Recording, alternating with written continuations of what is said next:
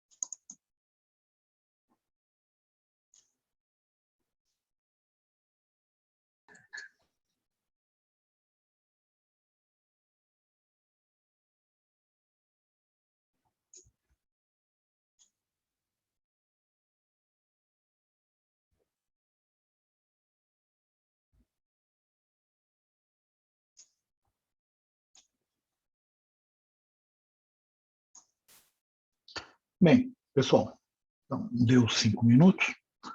Então, vamos compartilhar aqui a nossa tela.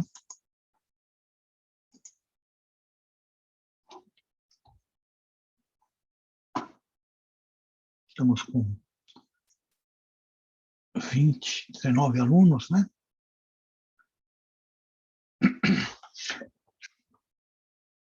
Vocês estão vendo minha tela, pessoal? O slide? Estamos sim, professor. Então, né? Legal. Então, vamos lá. Bem, primeiro vamos para a parte administrativa, né? Vamos ver aqui como é que nós estamos de cronograma, tá? Então, nós estamos aqui no dia 5, então a gente vai começar agora índices financeiros. Na segunda-feira a gente viu análise horizontal e vertical, os exercícios, eu deixei um monte de exercícios para vocês fazerem, né? A entrega prevista é para domingo, é isso, né, pessoal? E deixa eu ativar a edição aqui.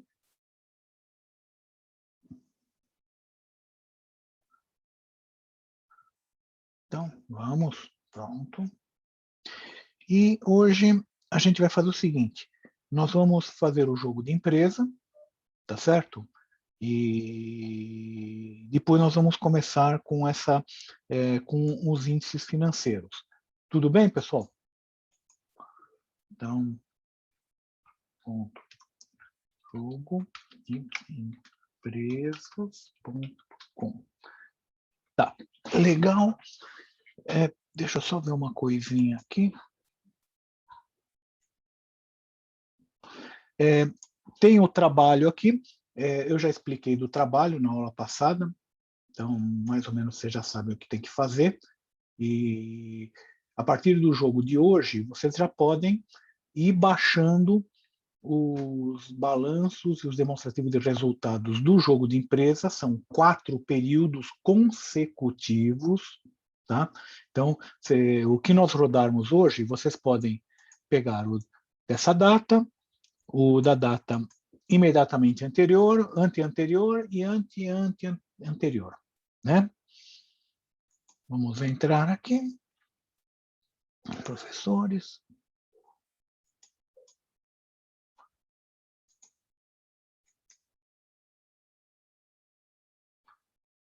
E vamos rodar o período, tá? Essa turma é a turma O, sétimo O. Então, estamos aqui, rodamos já 25º período, vamos para o 26º período. Olha só, pessoal, todo mundo jogou, então ninguém ficou sem jogar aqui. Nós temos aqui uma oferta de 160 mil unidades para uma demanda de 129 mil aproximadamente, né? Então, esse é o tamanho do mercado, tá? Então, o mercado está com uma oferta muito maior. Então, dentro daquela lei da oferta e da demanda da economia, tá? Só consegue realmente desovar se baixar o preço, não tem jeito, tá? Mas, de qualquer forma, nós temos aqui empresas que estão desde R$60 até 85, que é o maior que eu já vi, né? Uma média de 76, a média aproximada. Quantidade de vendedores, tem empresas com uma quantidade grande de vendedores, 36, olha aqui a Renova, 36 a Dropay. É um corpo de vendedores grande, realmente. Não esqueça que vendedor corresponde a 18% das vendas, é por causa dos vendedores. Propaganda, a maioria das empresas está no limite de propaganda, locais, e propagandas corporativas, algumas estão com bastante, outras estão com menos, né? E incremento e inovação, mais ou menos ficou meio parado, né? O pessoal investiu muito no começo, depois deram uma brecada, deram uma segurada. Por quê? Porque isso aqui, inovação, melhoria, isso é um saco sem fundo. Precisa investir? Precisa. Mas se não tomar cuidado também, o que acontece, pessoal? O investimento começa a ficar muito caro de inovação. E você não consegue recuperar isso. E os prazos de recuperação de investimentos são cada vez mais curtos. Pega um exemplo, tá? Vamos pegar a HP. A HP é inovadora em equipamentos, mas o carro-chefe dela, ultimamente, são as impressoras, a impressora HP, tá? Então, provavelmente alguns de vocês, vários de vocês, devem ter a impressora HP. Pessoal, não dá para acompanhar a mudança de modelos da impressora HP. Ela muda 6, 7, 8 vezes por ano, modelos novos 8 vezes por ano, 9 vezes por ano, sabe? É um ritmo de mudança que vai acarretar o seguinte: aquele investimento que foi feito em uma versão anterior, ele tem que ser absorvido em pouquíssimo tempo, em menos do que em um ano, porque no ano seguinte já tem uma versão nova. Então, ou se vende muito caro, ou mas você ficar incorporando, investindo em inovação, inovação, inovação, tá? Você não consegue pagar o investimento que foi feito anteriormente. Esse que é o problema. Tá? Agora, vocês começaram a sentir isso na pele, mas é isso mesmo. Vamos rodar? Então, estamos aqui rodando. Pronto. E nós temos a seguinte situação. Esse é o potencial de vendas das empresas, né? Então, não quer dizer que elas vão vender isso, vai depender delas terem os produtos. Essa é a venda efetiva, já levando em consideração os produtos, quantidade de produtos que elas têm.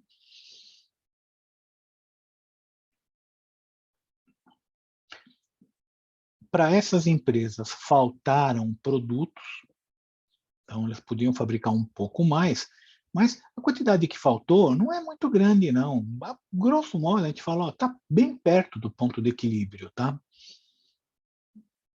Esse ponto de equilíbrio, pessoal, não é o equilíbrio do lucro. Nós vamos ver ainda esse semestre mais umas...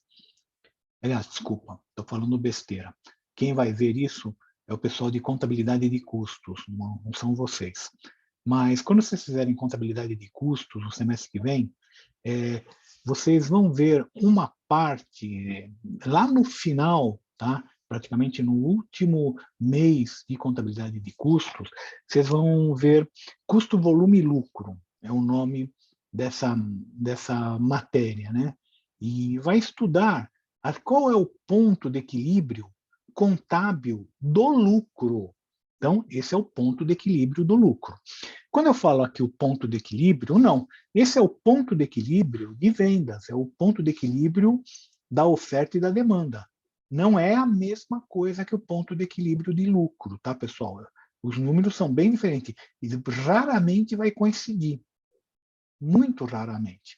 Mas esse ponto de equilíbrio é bom para a gente entender o seguinte: no ponto de equilíbrio não sobre estoque nem falta produto. É o ponto de equilíbrio de vendas. Não quer dizer que você vai ter lucro. Tá? É um mercado, na verdade é o ponto de equilíbrio do mercado. Então isso daqui é a sobra de estoque. Ômega está sobrando 12 mil unidades, tá? A GC5 está sobrando 9 mil. Convém já na próxima jogada dar uma segurada boa na produção.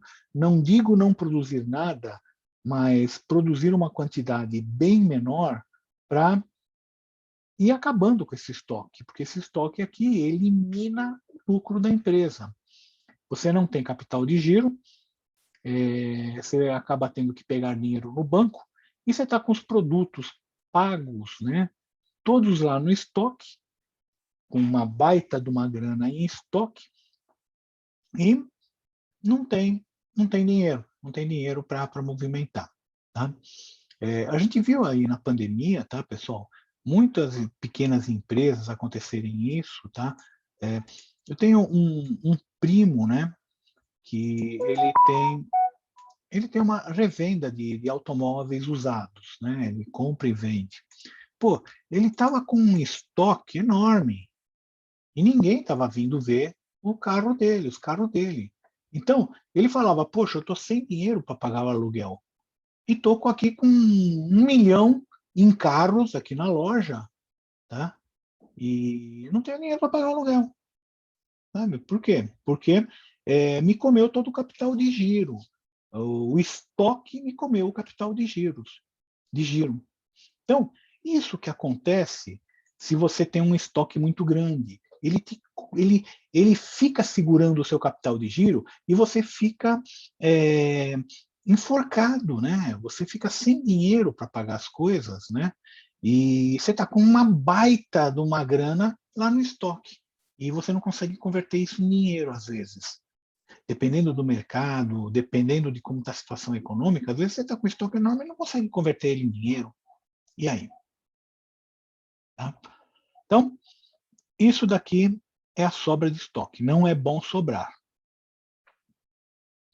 Essa é a quantidade de operários, tá, pessoal? Então, tem empresas aqui com 79, 74, 73, 85. Agora, pessoal, para um pouquinho. Para um pouco, tá? Vamos botar a cabeça no lugar. Vamos pegar aqui as quantidades vendidas. Essa Renova, tá? Vendeu 15 mil unidades. O mercado dela está nesse tamanho, entre 15 e 20. Tá? E ela Na realidade, ela teve mais 2.500 perdidas. Então, de 15 para mais 2.500, 17.500, vai. Digamos que seja 18, digamos que seja 20 unidades. 20 mil unidades. E ela está com 85 operários. Pessoal, para 20 mil unidades, você precisa de 60 operários. 85, você tem 25 operários ociosos, sem fazer nada lá. Tá? Então, às vezes, você tem que dar uma repensada. Tá? Opa, eu preciso de todo esse corpo de operário, tá? Eu preciso do pessoal aí. A empresa vai crescer. O grande X da questão é o seguinte: essa empresa ela tem que pensar, de agora até o final do jogo, mais umas 4 rodadas. O mercado pode crescer quanto? O mercado ele não dobra de tamanho. O mercado cresce por período, por ano. A gente vê pela nossa economia. Cresce 5%, 6%. 10% naquela época, sabe, do milagre econômico. Mas isso foi um milagre, né? Então, o mercado não cresce desse tamanho. Você precisa ter realmente 85 operários? É isso que tem que pensar. Os empresários, eles pensam dessa maneira. Eles não são ruins, não são cruéis. É a lógica de mercado, infelizmente. Você vai ficar pagando 85 para quê? Veja na casa de vocês, tá? A mãe de vocês muitas vezes tem uma mensalista ou tem uma diarista, né? Então, mensalista é a empregada que fica o mês inteiro, diarista que vem uma vez por semana, tá? Lógico que tudo vai ser uma questão do tamanho da casa, tamanho de quantidade de tarefas que tem que fazer. Mas, geralmente, ou você tem uma mensalista, ou você tem uma diarista, que vem 1, 2 vezes por semana. Para você ter os dois, você tem que pensar muito. A sua mãe vai pensar muito nisso. Será que compensa ter as duas? Para quê? Então, para que eu tenho a mensalista? Ela não consegue resolver o problema todo? É tão grande assim a casa, é tão grande assim o apartamento, e muitas vezes ela tem um mensalista e fala, ó, eu vou fazer um downgrade, né? Vou passar de uma mensalista para uma diarista que venha 2 vezes por semana. Então, isso daí vocês viram acontecer aí, aconteceu agora na pandemia muito disso. Quem tinha mensalista passou para diarista 2 vezes por semana. Quem tinha diarista 2 vezes por semana passou para 1 vez por semana. Quem tinha 1 vez por semana ou acabou com a diarista ou voltou a cada 15 dias. Teve um downgrade. Tá? Por quê? Porque você não aguenta pagar. Tá? Então, o empresário é a mesma coisa. O empresário não é ruim. A empresa não aguenta. Simplesmente isso. Vocês podem ver que as empresas começam a dar prejuízo. E quando dá prejuízo, elas dão prejuízo monstro. A coisa se multiplica muito rapidamente. Né? Então, não pode deixar de tomar uma atitude. Então, é o que eu estou pensando aqui em relação a essas empresas que têm uma quantidade muito grande de operários. Vocês têm que repensar o quadro de operários de vocês. Será que precisa de tudo isso? Mesma coisa eu vou falar em relação ao número de vendedores. Tá? Essa foi a demissão dos operários.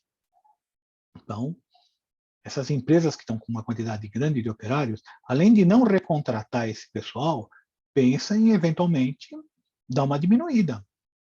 Às vezes é uma solução isso daí. Mesmo esse, quantidade de vendedores, renova, 36 vendedores.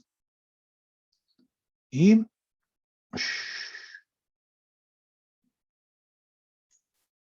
para vender 17 mil unidades. Sendo que tem empresa que está com menos vendedores e está conseguindo vender mais. Tá? Então, é o caso de começar a reanalisar a estratégia. Será que vale a pena ter 36 vendedores aqui? Uma outra coisa, propaganda, vocês estão investindo muito em propaganda, estão todo mundo no limite. Será que vale a pena? Não esqueça que propaganda é 15%. Tá? Então, mas mesmo sendo 15%, será que o custo que está tendo aqui para propaganda não tá sendo exagerado? Vocês têm que dar uma pensada também. Não sei se tá valendo a pena. Por quê? Porque às vezes, se você diminuir em propaganda, diminuir um pouco na quantidade de vendedores, diminuir um pouco nos operários, nos vendedores, e diminuir os operários também, às vezes dá para você diminuir o preço e ter uma margem de lucro boa. Tá? Então, não esqueça que o preço é 50%. Tudo bem, pessoal? É para vocês pensarem um pouco, tá, pessoal? Às vezes, aqui o problema dessas empresas que estão investindo muito num mercado que ele está em recessão, está numa forte recessão, às vezes o problema não é propaganda, não é inovação, não é a quantidade de vendedores, o problema é preço. Vocês viram isso agora na pandemia, né, pessoal? O pessoal, muitas vezes, vem na casa de vocês, pelo menos aconteceu na minha casa. A gente deu downgrade em muita coisa que a gente fazia, que você falava, poxa, vamos agora, sabe, comprar um produto top. Opa, vamos cortar o produto top. Sabe? Produto top é legal, bacana, em uma situação que está todo mundo bem, está todo mundo bom. Agora, numa situação de crise, você ficar comprando produtos tops, você precisa ter muito dinheiro ou pouquíssimo juízo. Ou às vezes os dois, né? Então, é uma coisa que vocês têm que pensar. Poxa, será que o problema aqui não é preço? Reparem que o preço aqui é um preço alto. Lógico, não dá para diminuir se não cortar despesa. Se não cortar despesa, você não consegue diminuir. Mas, às vezes, vale talvez a pena. Agora, sabe, dar uma diminuída um pouco em propaganda, em inovação já foi, o investimento já foi feito, não tem como voltar. Mas em propaganda, em vendedores, e talvez dar uma diminuída no preço. Talvez seja uma estratégia. Tá?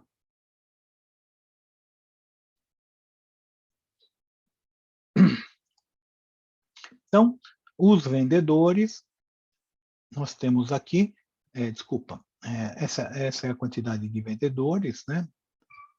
Esse é operário, desculpa, operário. Essa é a quantidade de operários que pediram a demissão. Essa é a quantidade de vendedores. Esses são os salários dos vendedores. E essa é a demissão dos vendedores.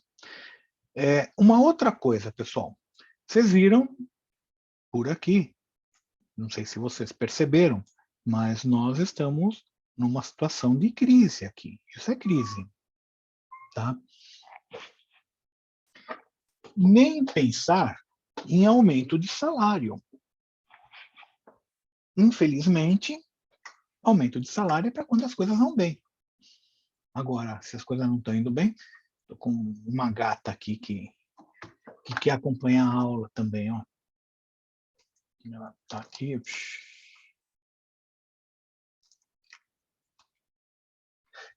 Bem, então, é uma outra estratégia também que vocês têm que encarar. É melhor perder operários e perder vendedores do que ficar dando aumento. O aumento você não recupera mais. Vendedor, tudo bem, demora. Operário, demora menos, mas você consegue recuperar. Bem, falado isso, vamos gravar a jogada.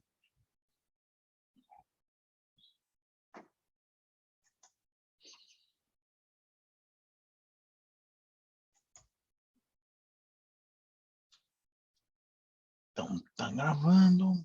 Tem que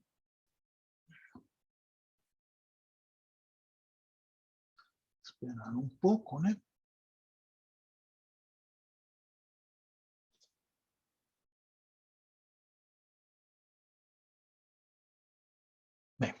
Então, já foi recalculado, já foram enviados e-mails. Vocês estão recebendo e-mail, pessoal? Recebe sim, professor, quando você roda. Se alguém não está recebendo, dá uma olhada em caixa de spam, ou às vezes colocou o e-mail errado aqui. Colocou um outro e-mail, outra pessoa está recebendo. Então, vamos para a balança de scorecard, tá, pessoal? Então, nós temos aqui o aumento de lucro percentual em relação ao 15º período, aumento no faturamento. Então, o aumento no lucro até que está razoável. Tirando a Renova, as outras estão um bom aumento, sabe? Ao menos essa daqui, a Ômega, ela não aumentou, mas também não aumentou pouquíssimo, né? Mas não diminuiu, né? Agora a Renova tá ruim. Aumento no faturamento, ou seja, aumento nas vendas. A margem de lucro operacional, aqui está todo mundo ruim. Por quê? Porque vocês estão gastando muito dinheiro. Tá? Basicamente por isso. Tá com muito estoque, muita produção, muito gasto em propaganda, muito gasto em vendedores, são tudo despesas, isso aí, despesa de venda, despesa de propaganda, tudo isso daqui está comendo, está levando lucro de vocês. Nós vamos ver hoje margem operacional, margem de lucro operacional. Significa o seguinte, o seu lucro operacional aqui é negativo. Vocês estão pagando para trabalhar. Tá? Então, vocês vão aí na simulação, não, porque nós vamos vender 24 mil unidades. Você simula, nossa, vai dar um lucro, não sei o que, não sei o que lá. Só que isso é simulação. Quando chega na hora do mercado, aí o mercado compra 17 mil unidades. Acabou. Você vai ter isso daqui. Então, pessoal, época de crise é época de se cortar custo, cortar despesas. Tá? Logicamente, o custo unitário, a hora que você para a produção, vai subir. Então, empresas aqui, que nem a Renova, que ficou com um custo alto, Macfactory, provavelmente ela deve ter brecado a produção. Tem que brecar mais ainda, e o custo unitário vai subir. Por que esse custo unitário sobe, tá? Quando você breca a produção? Por causa daqueles custos que a gente chama de custos fixos. Vamos imaginar o seguinte, eu tenho uma empresa, eu pago o aluguel do galpão. Pago 10 mil reais por mês de aluguel de galpão. E fabrico 1000 unidades. Logo, eu vou jogar de custo fixo em cada unidade 10 reais. Como eu fabrico 1000 vezes 10, 10 mil, para pagar o aluguel. Então, o custo daqueles 10 reais tem que ir no preço do produto, né? Os 10 reais tem que estar incluído lá. Pois bem, eu dou uma brecada na produção. Em vez de produzir 1000, eu vou produzir 100. Se eu produzir 100, eu continuo tendo 10 mil reais de aluguel, 10 mil reais de custo. Eu vou ter que diluir agora esses 10 mil reais, não por 1000 unidades, mas por 100 unidades. Logo, vou ter que jogar no custo 100 reais por unidade para cobrir aquele aluguel. Era 10, agora estou pondo 100 para cobrir o... Então, é por isso que acontece isso, tá, pessoal? Quando você dá uma brecada na produção, o seu custo unitário ele sobe. Tudo bem, subiu, mas você brecou a produção, porque você também tinha um outro problema do outro lado. Seu problema do outro lado era, você estava com estoque em excesso, e isso estava comendo seu capital de giro, que eu já expliquei para vocês.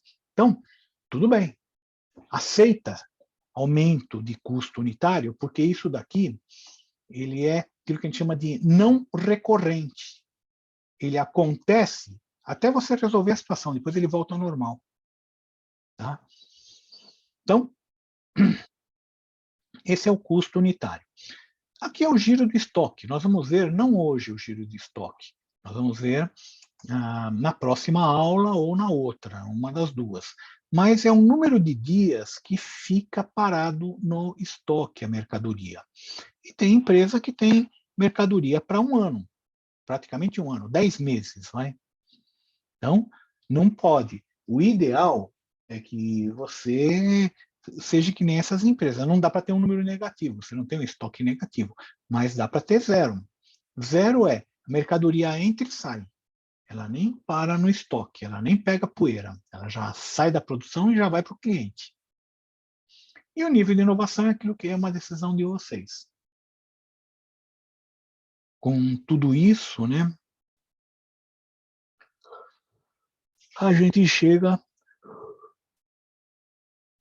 na seguinte classificação. Então, nós temos a G3, Dropay, McFactory, GC5, Fallen, Ômega e Renova.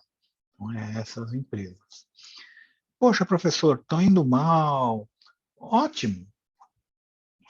É melhor você errar numa simulação do que você errar na vida real.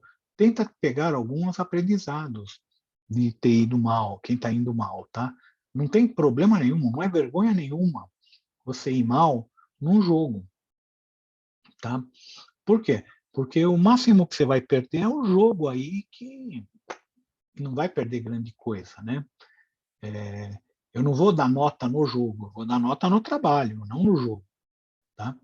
Então, pessoal, poxa, mas e quem foi muito bem? Quem foi muito bem teve também outros aprendizados. Ele começou a ver que tem certas coisas que valem a pena na empresa e tem certas coisas que não valem. Então, tenta pegar esse aprendizado. Visto isso, né, pessoal?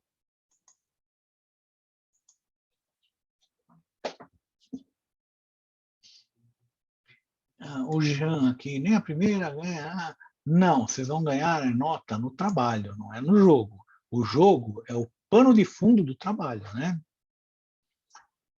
Bem, pessoal, então vamos lá.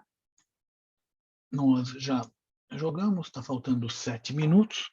Dá tempo a gente falar um pouquinho, tá?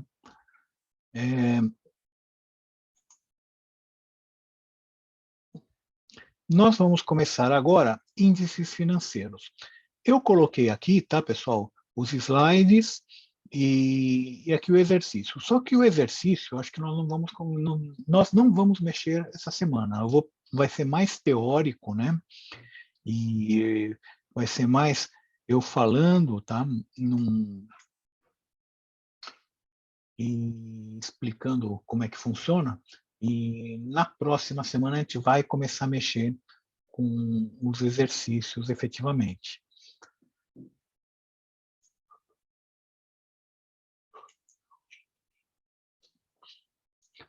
Bem, vamos lá. Nós estamos prevendo 3 aulas para índices financeiros, tá? A gente vai ver índices financeiros, definições, índice de liquidez, endividamento, índice de solvência, índice de gestão de ativos, giro, rotação, atividade, eficiência, tá? Depois nós vamos ver se, na última aula, vamos ver se a gente consegue ver os índices do POM. E vocês estão vendo todos os índices? Não. Tem muito mais índices, tá, pessoal? Só que nós estamos vendo mais usados, né? Então, quem for trabalhar com isso, com análise de empresa, vai ter que aprender mais, tá? Eu estou colocando aí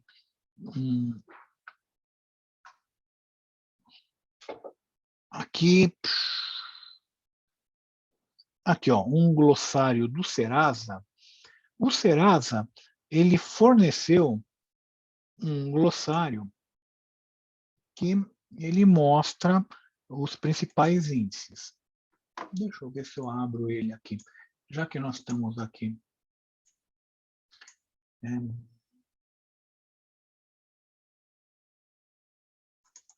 Tem esses 7 minutos, 5 minutos. Vamos conversar com um pouquinho aí e a gente começa realmente a aula no segundo bloco, né?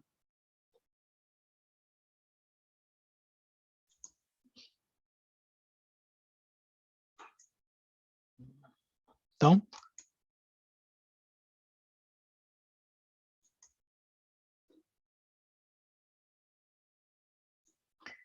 é esse daqui, o do Serasa,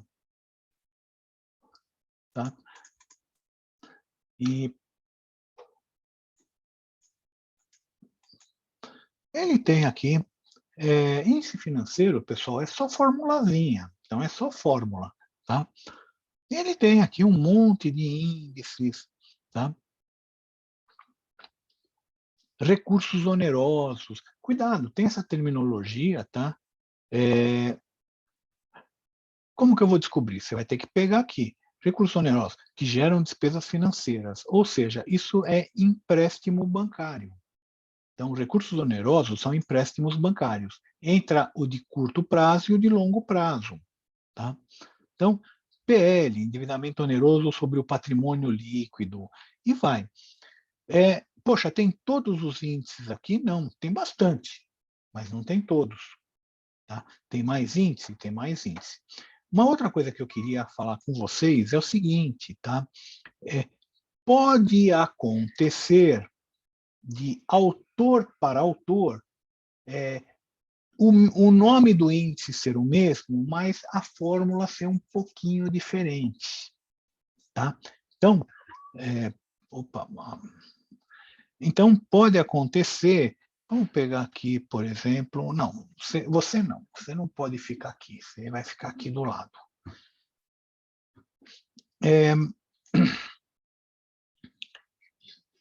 Você pode encontrar autores que fazem coisas um pouquinho diferente, tá? Deixa eu ver se eu acho algum aqui.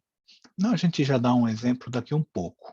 Mas, por exemplo, tem um índice que é o de giro de ativo, giro de estoque, que é a média do estoque desse ano com o estoque do ano passado.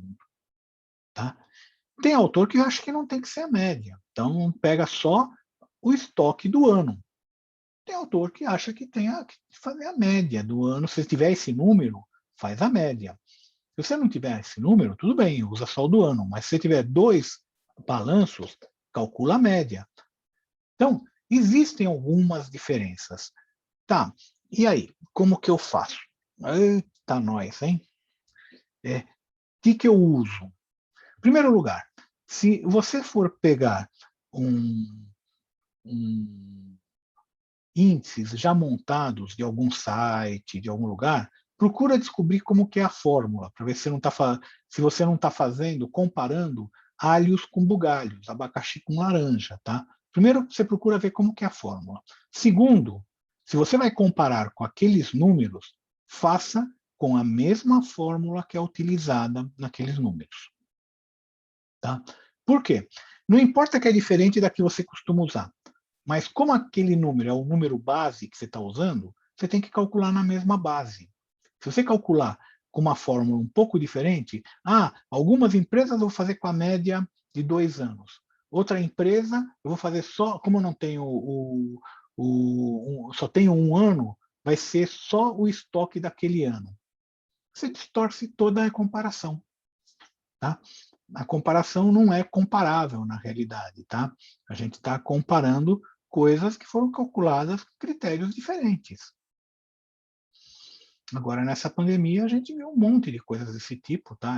Um monte de aberrações, e o pessoal achando que estava certo, que era aquilo mesmo, tá? Comparava de uma forma as coisas e de outra forma outras coisas, tá? Então, para comparar as mortes aqui no Brasil, ela pelo número de mortes. Quando você falava de outros países, era o número de mortes pela população. Então, você está comparando alhos com bugalhos, não tem nada a ver uma comparação com outra. Então, se você comparar o número de mortes e pelo tamanho da população do Brasil, é lógico que o número vai ser grande, vai ser provavelmente o segundo ou terceiro maior do mundo. Por quê? Nós somos a segunda ou terceira maior população. Tem a China, os Estados Unidos, a Rússia mais ou menos bate com a gente e acabou. Então, nós vamos ter a terceira ou quarta maior quantidade de mortes, em número de quantidades, não tenha dúvida isso. Mas se você for comparar